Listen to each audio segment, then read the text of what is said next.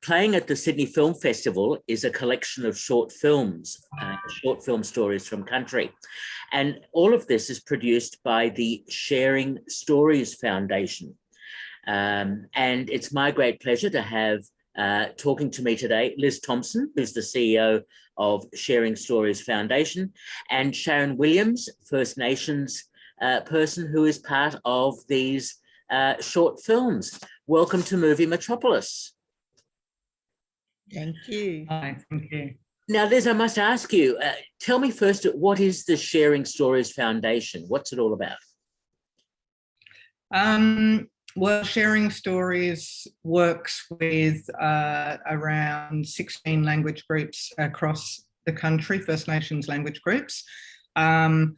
It started in 2012, or was set up in 2012. I've been working on a series of print books with communities, custodians and young people across the country, and there had been multiple suggestions, requests, discussions about facilitating digital storytelling and transferring skills to young people so that they were better equipped to work alongside the elders to record and then creatively interpret stories and traditional knowledge.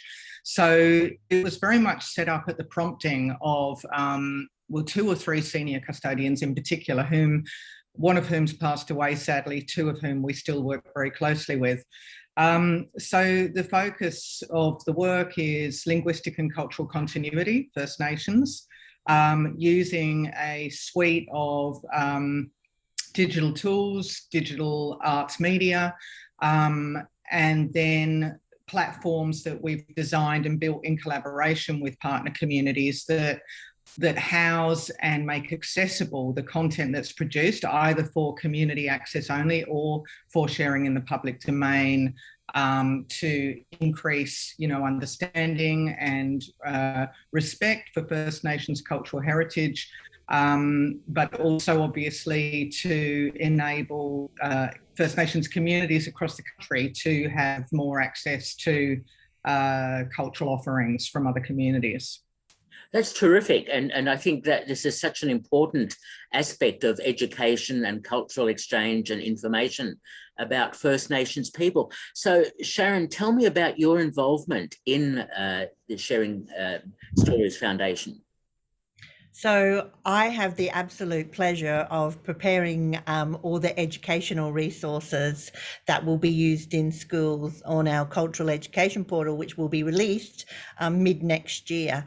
So we are working and partnering with our community partners to develop the resources, and we've also engaged AITSL and the Victorian Aboriginal Education Association in Victoria to partner on the delivery of those resources with us.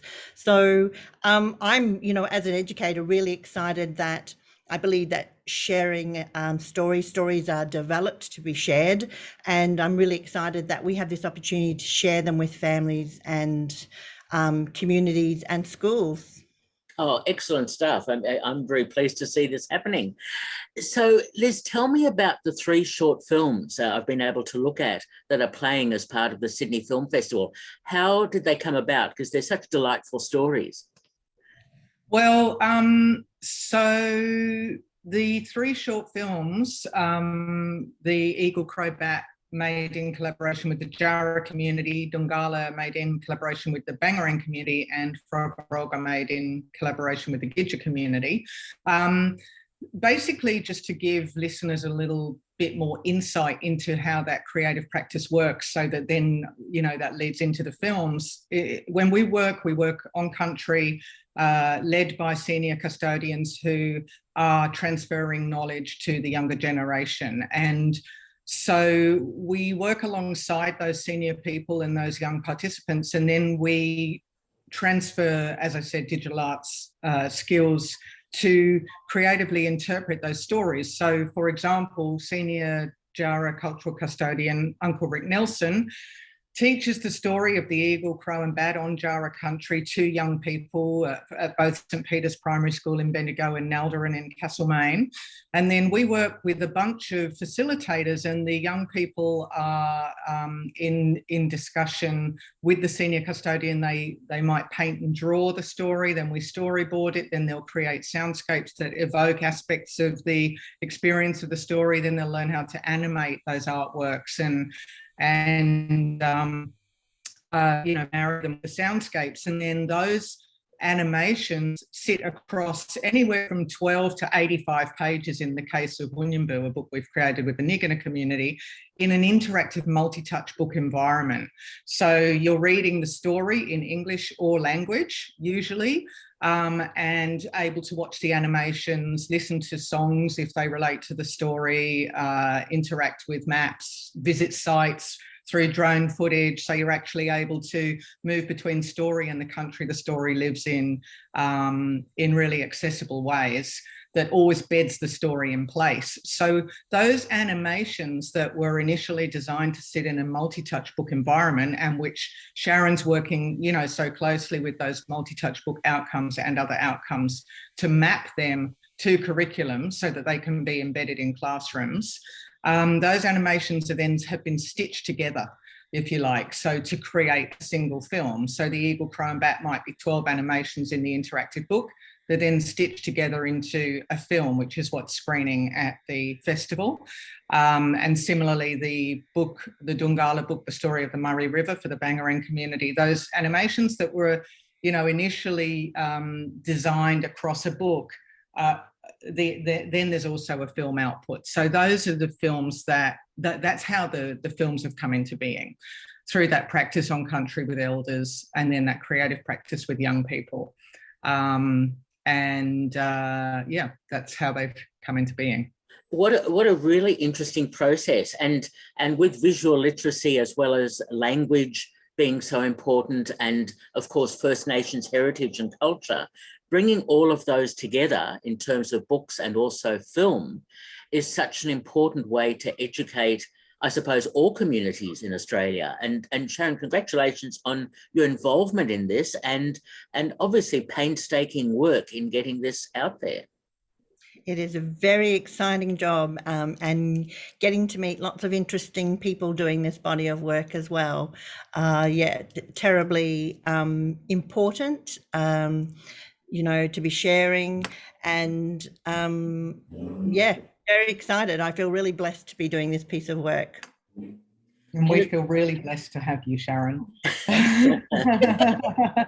It's a great project, and it's so important for non-Aboriginal Australians to understand, in particular in schools, the different culture and heritage and so on of First Nations people in an accessible sort of way. And I think these short films in particular, but also storybooks and so on, are so important to make that accessible. And that's why this is such a great project.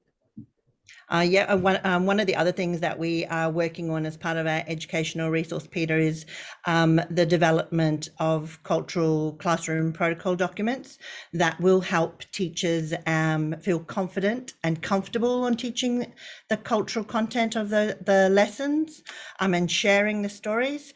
And we've done this directly with our senior custodians so that we can assure teachers that this is specifically the way that our educators, our custodians want this content to be taught in the classroom. So making the classroom very culturally safe for them and for our students as well. And clearly this is such a collaborative sort of project. I assume that there'll be more stories and more films and touch books and so on being produced ongoing from now on. Certainly hope so.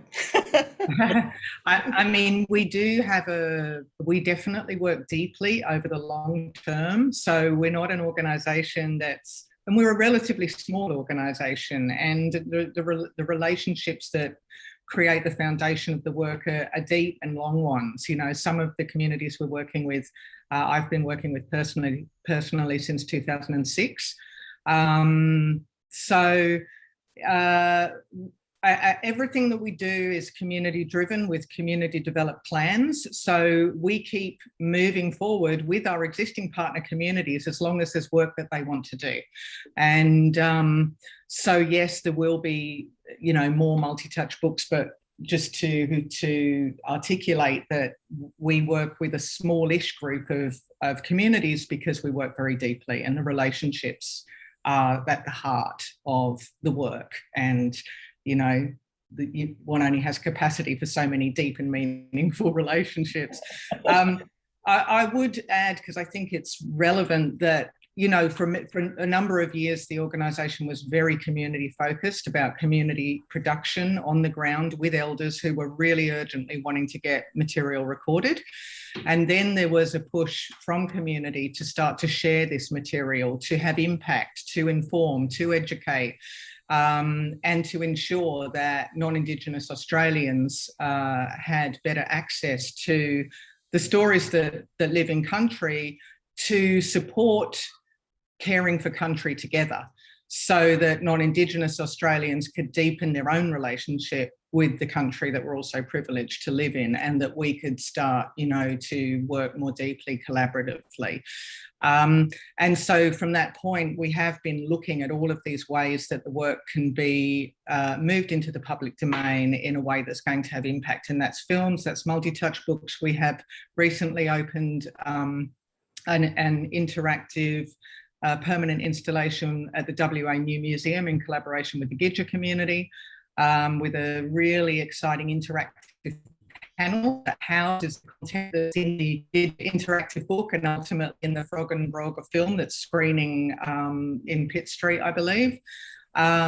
We are building now a permanent installation with the Jara community that will live at the historic marketplace building in Castlemaine. So we're also building or about to launch actually, a Connecting to Country app produced with the 3 tribal groups at Lake Mungo that will enable visitors to place, to country, to access information that custodians want them to listen to or know at particular important sites, which includes augmented reality and GPS-fed notifications. We worked on that with Willandra Lakes World Heritage and Griffith University, and they're all about connecting people to country and to culture. I feel like I'm going on a little bit, but there's a whole lot of other, you know, connections. Maybe can you just edit that bit out, please? But they're all relevant. And that little bit at the end. Yeah. But no, they're all relevant and important. So no, I'm glad that you're talking about all of this, because this is so important, especially I think for young Indigenous people to understand their culture, and so they grow up with it and it becomes sort of part of their life, which to some extent can be fragmented. Yes, that's yeah. So that is the exciting piece of this work, but I think it's also really important that, you know, that we're sharing it with non-Indigenous people as well. You know, to help people have an understanding that our culture is so very diverse and so very different all across the country, and to grow and have an understanding and respect for that culture as part of the Australian culture in general. Absolutely. I'm just wondering, how much government support is there for what you're doing? Because it's so important that government gets behind some of this. We receive government support in terms of a couple of our major funding streams through ILA and the Australia Council for the Arts. But we also receive philanthropic funding, and we're working now into the corporate sector. But I'd say, you know, in terms of the cultural education portal, which I think is a profoundly innovative environment, as Sharon's just outlined, you know, particularly with the cultural safety that is offered through the way that custodians lead you to and through the content that's being shared. You know, it would be wonderful to have stronger support for that piece of work in terms of government funding in the education space, because I think it's a really groundbreaking piece of work, to be honest. And also, just to add, you know, we've just finished, it's always about community first, and then what it is that communities wish to share in the public domain. And we have just finished a trial on Nyigina country where the resources were very specifically tailored, bespoke resources for Nyigina young people in Nyigina schools on Nyigina country to embed the Wunyumbu book. So, you know, it's never a one size fits all. So alongside the resources that are produced for classrooms across the country, there are also always corresponding tailored resources for the teachers in classrooms on country from which the books have evolved or grown, to embed them in their classrooms. I think one of the, sorry, Peter. I think one of the really special parts of the work that we do as well is that each lesson actually has a welcome to country video from the senior custodians, welcoming the teacher and the students onto their country. So it really envelops that place-based perspective, which is really important to First Nations cultures. Look, congratulations on this great project, and I look forward to many more films and touch books and so and etc. being developed, because I think this is a great project. And thank you so much, Liz and Sharon, for talking with me about this. Thank you very much, Peter. Thank you, pleasure. Peter. Thanks. Yeah. Thank really you. Appreciate it. Okay. Bye-bye. Thank you. Bye. Bye. Bye, Peter. Thank you.